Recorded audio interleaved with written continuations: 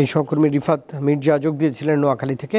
এবারে কুমিল্লার বন্যা পরিস্থিতির খবর জানাতে সহকর্মী শাকিল মোল্লা যোগ দিয়েছেন। শাকিল, বন্যায় ঢাকা চট্টগ্রাম মহাসড়কের এই মুহূর্তে কি অবস্থা দেখছেন? আপনার এখানে সকাল থেকে এখন পর্যন্ত বৃষ্টিপাত হয়েছে কিনা, একই সঙ্গে বন্যায় যারা দুর্গত তাদের ত্রাণের ব্যাপারে প্রশাসনের তৎপরতা কেমন? জি রোবায়েত, ধন্যবাদ আপনাকে। আপনি যেমনটি বলছিলেন, ঢাকা চট্টগ্রাম মহাসড়ক কিন্তু গতকালকে বন্যার পানিতে প্রায় 2 কিলোমিটার অংশ পানি উঠে গিয়েছিল। আজকে সকালের পর থেকে কিন্তু এই কুমিল্লার 14 গ্রাম অংশে বন্যার পানি কিছুটা কমার ফলে কিন্তু ঢাকা চট্টগ্রাম মহাসড়কে কিন্তু বন্যার পানি নেমে গিয়েছে। তবে ঢাকা চট্টগ্রাম মহাসড়কে কিন্তু দূরপাল্লার যানবাহন কিন্তু সীমিত করা হয়েছে। একেবারে জরুরি যানবাহন যেগুলো রয়েছে সেগুলো সীমিত আকারে চলাচল করতে আমরা দেখেছি।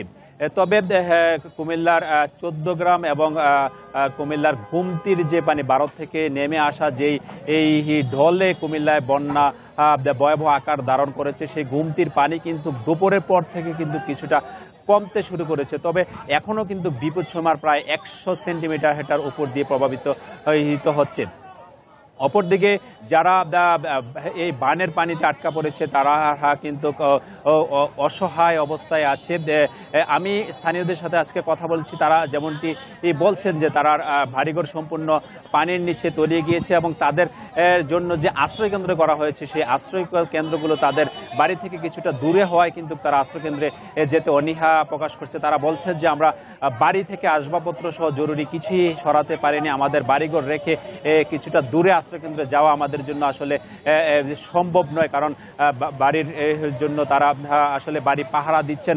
গতকালকে রাতে কিন্তু একটা গুজব আসলে কুমিল্লাবাসী নির্ঘুম রাত কাটিয়েছে যে বিভিন্ন জায়গায় ডাকাতি হচ্ছে, এরকম একটি গুজব কিন্তু ছড়িয়ে পড়ে, যে কারণে মানুষ কিন্তু আতঙ্কে তাদের একটু উঁচু স্থানে তাদের বাড়ির এর কাছাকাছি থাকছে। তবে এই মুহূর্তে বানবাসী মানুষের কিন্তু রান্না করে খাওয়ার মতো অবস্থা নেই। বিভিন্ন স্বেচ্ছাসেবী সংগঠন আমরা দেখছি আজকে দুপুরে এবং সকালে এখন অবধি কিন্তু শুকনো খাবার পাশাপাশি রান্না করা খাবার কিন্তু বিতরণ করতে আমরা দেখেছি।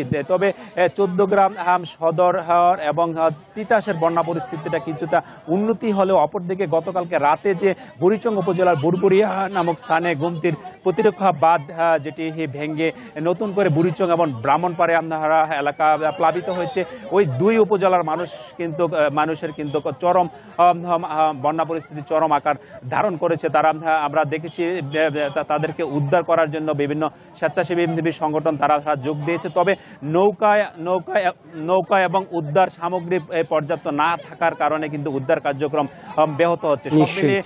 শাকিল মোল্লা, অসংখ্য ধন্যবাদ। কুমিল্লা থেকে এই সহকর্মী আপডেট জানাচ্ছিলেন বন্যা পরিস্থিতি।